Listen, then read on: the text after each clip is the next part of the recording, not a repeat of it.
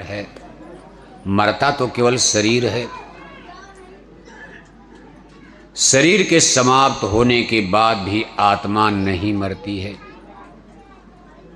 खुदा के फरिश्ते मौत के सिपाही जीवात्मा को गिरफ्तार करके जैसे किसी मुलजिम को पकड़ करके डंडे मारते पुलिस थाने ले जाती, ऐसे मौत के बाद सबसे पहले जीवों को मौत के सिपाही, जिनको धर्मराज यमराज का दूत कहते, यमदूत खुदा के फरिश्ते, इनको पकड़ करके यमपुरी ले जाते हैं। कहाँ ले जाते हैं? अब देखो संतों की वाणी क्या कह रही, यमपुर जाए जीव पछताएं, यम के दूत तिन बहु शताएं। हम आप क्या करेंगे? दादा कहाँ चले गए? स्वर्ग चले गए। और संत महात्मा का ना धोखा है। मौत के बाद सबसे पहले जीवों को पकड़कर यमपुरी ले जाया जाता। यमपुरी क्या होता है? ईश्वर की कोर्ट कचहरी अदालत को यमपुरी कहा जाता। वहाँ जो जज बैठाए गए उनको धर्मराज यमराज कहते हैं। एक ही जज हैं, एक ही अदालत है, उसी में हिंदू, उसी में मुसलमान, राजा प्रजा, अमीर गरीब। ये नहीं कि राजाओं के लिए कोई अलग से कुर्सी उर्सी की, ना, सबको चलना। एक राजा था, एक रानी, और मर गए राजा, मर गए रानी, हो गई खत्म। राजा तो दतिया में थे न, और जिसके राजा थे वो किला महल दतिया में देखो खंडार बना। ये किला महल तो वहाँ गया नहीं, वहाँ तो शरीर भी नहीं गया, राजाओं की तलवार नहीं गई, सब कुछ छोड़कर चले गए। ये माया की बाजार सब छूट गया, चाहे राजा हो रंक हो। वहाँ आत्मा गई, और आत्मा के साथ कर्म। मानव जन्म पाकर जो हमने आपने कर्मों की खेती किया है, अच्छा किया बुरा किया पाप पुण्य किया, यही साथ चलता। आत्मा जाएगी और आपके कर्म जाएंगे, और यमपुरी में जज इसका फैसला करेंगे पहले कि भाई आपने कैसा कर्म किया, उसी अनुसार तो आपको जन्म मरण मोक्ष मुक्ति स्वर्ग नरक में डाला जाएगा। जिस दिन जीव वहाँ खड़ा किया जाता, यमराज का दरबार देख करके राजे महाराजे भी गड़गड़ गड़गड़ कांपते। बहुत बड़ी शान मान उधर है। वो दिल्ली लखनऊ का तख्त ताज नहीं, ईश्वर का तख्त ताज है। इसीलिए कहा यमपुर जाए जीव पछताएं। उस दिन पछताना होता, वो हम धोखा खा गए। अगर हमको कोई गुरु मिल जाते, सदगुरु मिल जाते, सत्संग मिल गया होता, तो ऐसा बुरा पाप कर्म हम नहीं करते मानव जन्म पाकर। अब तो हमको आपको सजा मिलेगी, क्योंकि कर्म तो खराब ही करके जा रहे हो आप। आपका 50 साल 60 साल 70 साल बीत गया। आज अपनी डिक्शनरी सोचो, आप जन्म कुंडली, जब से आप धरती पर दतिया में पैदा हुए, अब 2-4-10 साल में मर भी जाओगे आप। लेकिन अच्छा काम कम है, बुरा काम ज़्यादा है, और सब आपके कर्मों की फाइल बन रही है। कभी ये न सोचो कि कोई नहीं देख रहा। नौताले के भीतर, जहाज में, जंगल में, पहाड़ में, आधी रात को, अकेले में दुकेले में, आप जो भी कर्म कर रहे हो, कोई न कोई आपको देख रहा है। यहाँ तो नहीं कोई देख पा रहा। आप ईश्वरी कैमरे की जद में हो। ईश्वर के कैमरे लगे हैं ब्रह्मांड में, सब कुछ वहाँ से दिखाई दे रहा। का राम झरोखे बैठ के सब कर मुजरा ले, जाकी जैसी चाकरी ताको तैसा दे। यही कर्मों की फाइल जब खुलेगी, उस दिन आपका होश उड़ जाएगा। कभी यहाँ कैसे पता चल गया? हमारे गांव में मोहल्ले में कोई नहीं जानता कि मैंने किया। मैंने कोर्ट कचहरी अदालत को, जजों को धोखा दे दिया, झूठ बोलकर पैसा देकर। लेकिन ईश्वर की अदालत में आप बच नहीं पाओगे, क्योंकि फोटो फिल्म बनी हुई है, आप ही मार रहे हो, दिखाई दे रहा।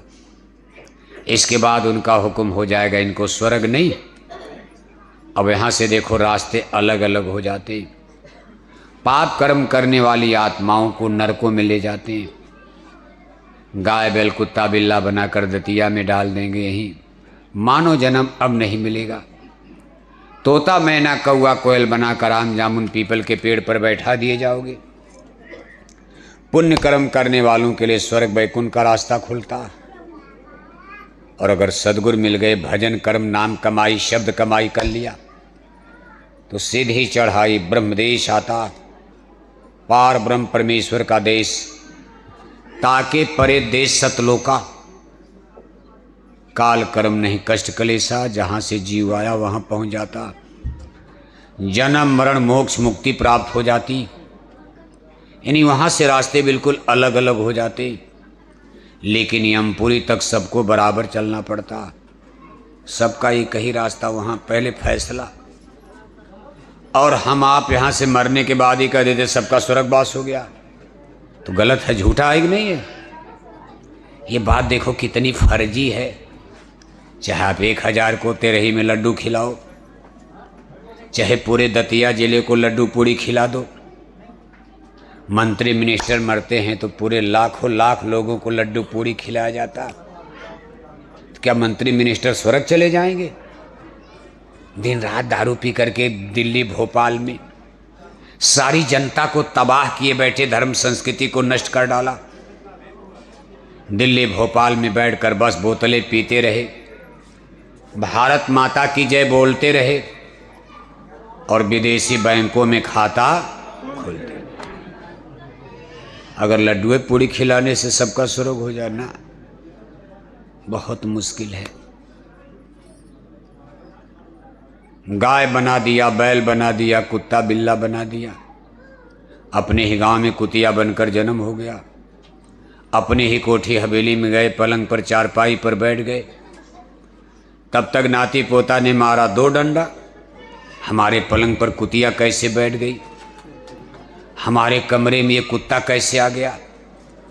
अब नाती पोता को क्या पता कि हमारे दादा ही कुत्ता बनकर घर में आ गए। वो तो कह रहे हैं कि स्वर्गवास हो गया, और दादा घर में ही कुत्ता बनकर, बैल बनकर, गाय बनकर, सूअर बनकर, सर्प बनकर, बिच्छू बनकर के आत्माएं भटक रही हैं। इसी को रामायण में लिखा है कि आकर 4,84,000 यो ने भ्रमत ये जीव अविनाशी। जीव बेचारा जन्म मरण में टक्करे मारता, और हम आप सोचते हैं कि फोटो वोटो बना देते हैं, घर में फोटो टांगते हो दादा का नकली कागज पर, और फोटो के नीचे लिख देते हो स्वर्गीय दादाजी। क्या लिखते हैं? स्वर्गीय, स्वर्ग चले गए। हर साल पुण्यतिथि मनाते हो, कभी कभी ऐसे ऐसे पानी भी देते हो, साल भर में पानी की सप्लाई भी करते हो। अब ये सब देखो आडंबर, पाखंड, अंधविश्वास में आता, और दादा बेचारे गाय बनकर, बैल बनकर भटक रहे हैं। एक देखो बड़ा अच्छा दृष्टांत आता, साहब कबीर का नाम आपने सुना होगा। काशी नगरी में, गंगा के पावन तट पर, बनारस में, उनका उस समय जन्म हुआ था जब भारत में मुसलमानों का राज हो चुका था। लोधी वंश, सिकंदर लोधी का दिल्ली में राज चल रहा था। साहब कबीर एक संत सदगुरु के रूप में लोगों को ज्ञान उपदेश दे रहे थे, जन्म मरण से छुटकारा कैसे मिलेगा। एक बार गंगा नदी पार करके एक चौधरी लोगों का गांव था। चौधरी का मतलब जो लोग किसानी खेती का काम करते हैं, और उसमें जिनके पास ज़्यादा खेती होती।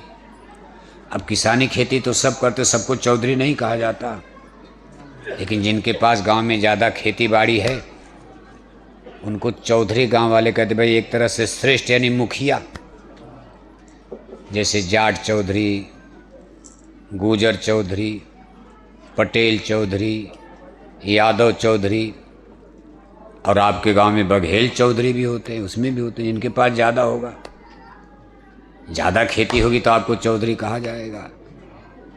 साहब कबीर गंगा नदी पार करके जब एक गांव में गए तो वहाँ चौधरी लोगों का गांव, किसी किसानी खेती करने वाले, गांव के सबसे बड़े मुखिया, सबसे बड़े आदमी, जिनके पास सबसे ज़्यादा ज़मीन खेती थी। बड़ी सुंदर कोठी हवेली बनी है, लेकिन वो बूढ़े हो गए थे। अब बुढ़ापे में आदमी कोई काम वाम तो कर नहीं पाता। स्नान करके भोजन करके अपनी कोठी हवेली के सामने पलंग पर आराम से सो रहे थे। साहब कबीर गए, लगे उनको सत्संग सुनाने। कहा, देख भाई चौधरी, तेरी जिंदगी का 3 दिन बीत गया, अब तुम्हारा अंतिम दिन यानी बुढ़ापा आ गया। 3 दिन का मतलब, एक दिन तो जिस दिन माँ के गर्भ से जन्म लिया, ज्ञान अवस्था, बच्चे के रूप में टट्टी पेशाब का ज्ञान नहीं रहता। थोड़ा ज्ञान हुआ, स्कूल में पढ़ने लिखने गए, जब तक पढ़ाई लिखाई किया जिंदगी का दूसरा दिन माना जाता।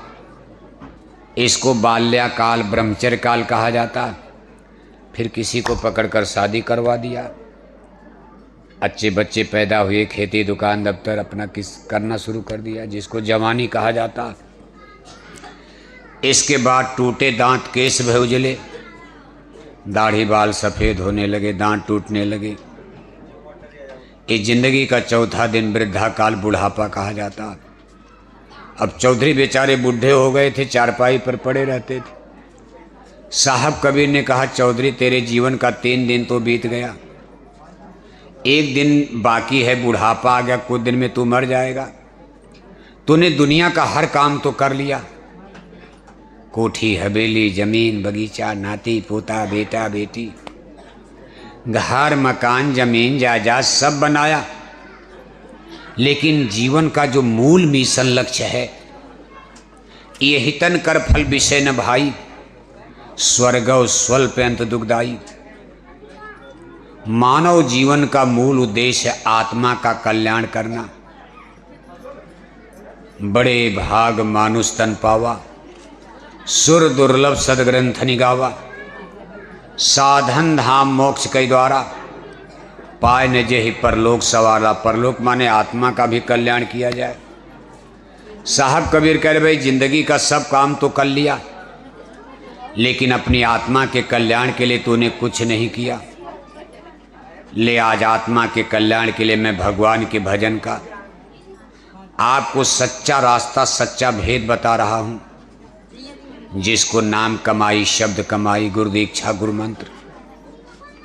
जो जिंदगी का कुछ दिन बचा हुआ है, थोड़ा सुबह कर लेना, थोड़ा शाम कर लेना।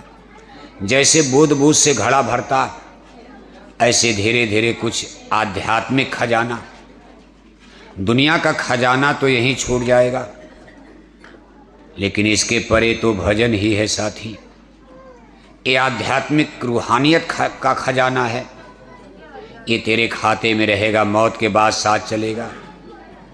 इसी से तेरी आत्मा का कल्याण हो जाएगा। उद्धार का यही रास्ता, दूसरा नहीं।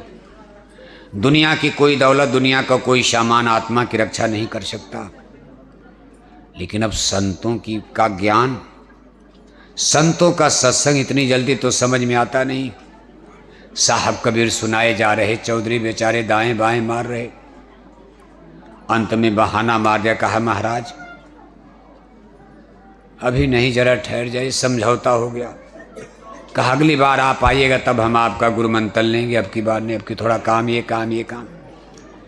साहब कबीर ने कहा दुनिया का काम तो खत्म होने वाला है नहीं, एक दिन तू ही खत्म हो जाएगा। दुनिया के काम खत्म नहीं होंगे। हे चौधरी, एक दिन तू ही खत्म हो जाएगा, मर जाएगा।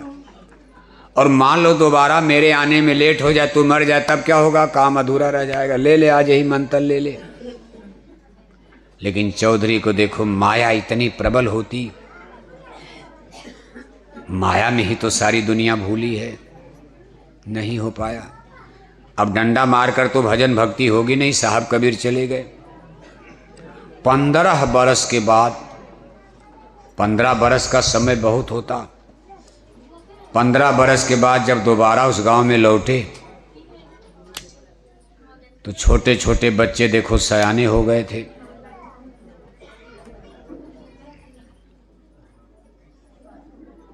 बच्चों से साहब कबीर ने पूछा, भाई आपके दादा इसी पलंग पर सोते थे, कहाँ हैं?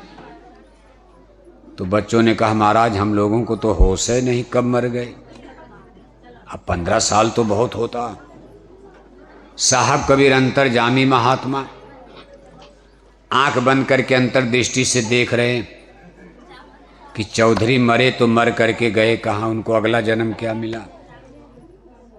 तो देखो चौधरी अपने घर में गाय बैल गाय भैंस बहुत पालते थे, दाना चारा पानी तो सबको देते थे, लेकिन एक गाय की बड़ी सेवा करते क्योंकि वो गाय दूध ज़्यादा देती थी। अब ज़्यादा दूध देगी तो उसकी सेवा ज़्यादा होगी। उस गाय को इतना प्यार दुलार दिया, उस गाय से उनकी इतनी आसक्ति ममता हो गई, जब चौधरी बेचारे मरे तो जह आशा तह बाशा, मोह सकल व्याधिन कर मूला। इस सिद्धांत के मुताबिक अपने ही गाय के पेट से बछड़ा बनकर पैदा हो गए, अपने ही घर में अपनी ही गाय के पेट से बछड़ा बनकर के उनका जन्म हो गया। अब बच्चों को क्या पता हमारे दादा बछड़ा बन गए, वो तो कहते स्वर्गवास हो गया। खिलाया पिलाया जब बैल बन गए तो खेती में हल में जोतना शुरू किया, 2-4 डंडा रोज पीठ पर बज रहा, अपने ही घर में पीठ पर डंडा बज रहा। 2-3 साल के बाद बच्चों ने बगल के गांव में, चौधरी बैल में ठीक से चलते नहीं थे, खेती में नक्शा मारते थे, तो बच्चों ने नाराज होकर उसको एक गाड़ीवान को बेच दिया दूसरे गांव में। गाड़ीवान ले गया, 2-3 साल उसने गाड़ी में डंडा बजाया, मंडी बाजार से सामान, तब ट्रैक्टर वैक्टर तो था नहीं, मंडी बाजार से सामान लाने ले जाने में। लेकिन चौधरी का नखड़ा देख करके गाड़ीवान भी नाराज होकर एक तेली को बेच दिया तीसरे गांव में। तेली ने कोल्हू में तेल पेरने के लिए नाधा, 2-3 साल उसने डंडा बजाया। अब बैल की उम्र ही क्या होती, 10-5 साल। जब बैल बुढ़ा हो गया तो तेली ने ले जाकर काशी बनारस में कसाई को बेच दिया। कसाई ने बोटी बोटी काट करके मांस के टुकड़े को मंडी बाजार में बेच दिया। उनकी चमड़ी को छील करके ढोल नगारा बजाने वालों को दे दिया। ढोल नगारा बजाने वालों ने केमिकल मसाला लगाकर उसकी कमाई करके ढोल नगारे पर कस दिया। चौधरी के चमड़े की बन गई ढोल, धम धम बजना शुरू हो गई। कुछ दिन के बाद चौधरी के घर में पड़ी शादी। बच्चों ने कहा भाई कोई नाचने गाने वाली कंपनी का सट्टा करो, नाच गाना होना चाहिए। विधि का विधान देखो, उसी कंपनी के पास पहुंच गए जहां दादा के चमड़े की ढोल बनी थी।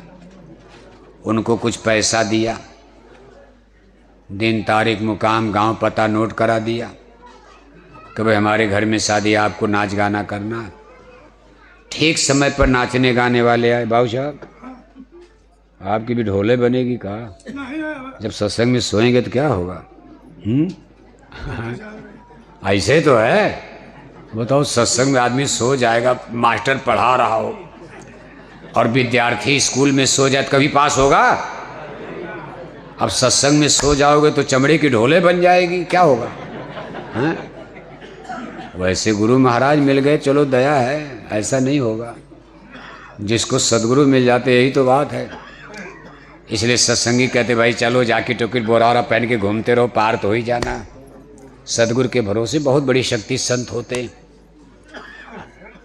अगर सदगुरु मिल गए, संत मिल गए तो आपकी बहुत बड़ी जिम्मेदारी उठा लेते हैं। फिर ज़्यादा पूजा पाठ नहीं करना पड़ता, पारे कर देंगे, इतनी बड़ी शक्ति होते हैं। इसलिए रामायण में लिखा है, भगवान राम ने सिबरी से कहा, सिबरी मोह से अधिक संत कह लेखा। हे सिबरी संत मुझसे बड़े, राम ने कहा है रामायण में। अब यह है कि संत मिलें तब तो। अब तिलक टीका का नाम तो संत होता नहीं, तिलक टीका लगा ले कोई संत कहा जाएगा? मन न रंगाए रंगाए जोगी कपड़ा। और जब भेद खुला तो जोगी लोग देखो जेल में जा रहे हैं, सरकार पकड़ पकड़ के जेल में डाल रही। कभी आपका मन तो गड़बड़ है, गंदा है, विचार गंदा है। असली साधु तो है जो अपने मन को साफ करे, शुद्ध करे, पवित्र करे। बाकी तिलक टीका गेरुआ नीला पीला से क्या होता है? इसी को कहा है मन न रंगाए रंगाए जोगी रंगाना तो मन है, शुद्ध करना है मन को, शरीर को नहीं। शरीर तो आपका चल ही रहा है,